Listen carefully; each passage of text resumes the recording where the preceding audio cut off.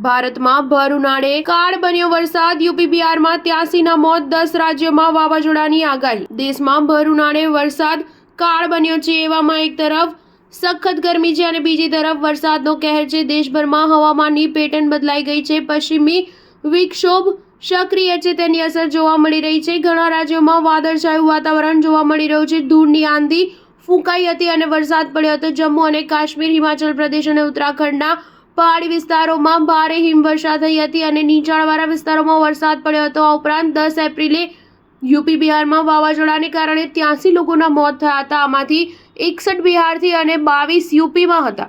હવામાન વિભાગના જણાવ્યા અનુસાર આજે પણ જમ્મુ કાશ્મીર, ઉત્તરાખંડ, હિમાચલ પ્રદેશ, બિહાર, ઝારખંડ, ઓડિશા, કેરળ, તમિલનાડુ, આસામ, મેઘાલયમાં તોફાની પવન સાથે વીજળી પડવાની ચેતવણી પણ આપવામાં આવી હતી। તેમજ આગામી 2 દિવસ હવામાન આવું જ રહેવાની શક્યતાઓ છે।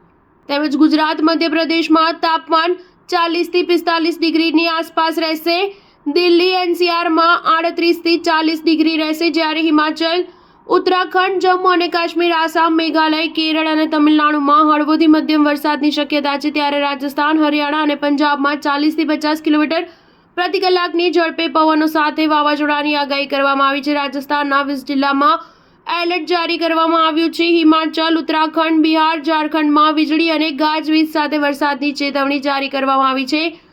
રાજસ્થાન, ગુજરાતમાં પારો 42 થી 43 ડિગ્રી સુધી પહોંચશે। દિલ્હીમાં 37 થી 39 ડિગ્રી રહેશે, જ્યારે પંજાબ, હરિયાણા, દિલ્હીમાં હળવો વરસાદ આવી શકે છે। જમ્મુ અને કાશ્મીર, હિમાચલ પ્રદેશમાં 30 થી 40 કિલોમીટર પ્રતિ કલાકની ઝડપે પવન સાથે તોફાનની સંભાવના છે, તો ઉત્તરાખંડ, બિહાર અને ઓડિશામાં વીજળી પડવાની શક્યતા રહેશે। રાજસ્થાન, પંજાબ, હરિયાણા અને હિમાચલ પ્રદેશમાં પણ હવામાનમાં ફેરફાર જોવા મળ્યો।